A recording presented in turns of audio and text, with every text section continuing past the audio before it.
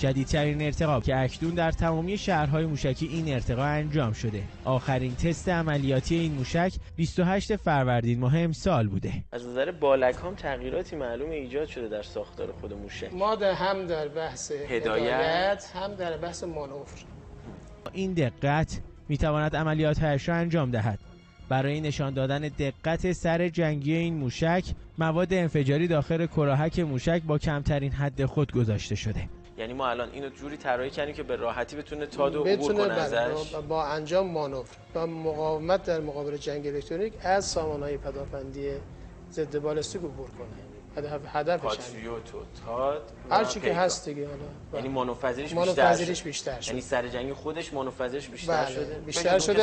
از این لایه‌ها میتونه عبور. هدایت جی پی اس هم نداره. نه خیر. اصلا در مقابل جنگ الکترونیک در هر صورت هدفشون میزنه.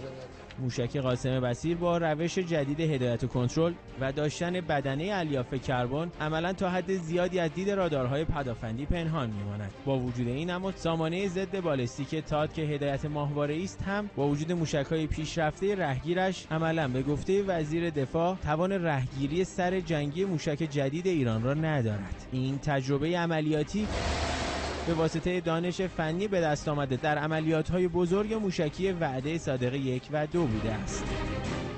برآوردهای کارشناسان این است با رونمایی از موشک‌های جدید و ارتقا بر روی دیگر موشک‌های بالستیک ایران عملاً تعداد اندک رهگیری‌هایی که در عملیات وعده صادق 2 انجام شده بود شاید به کمتر از 5 موشک در میان 200 تا 300 موشک برسد. یعنی در صورتی که ایران بخواهد پاسخی دهد هر هدفی نابود خواهد شد.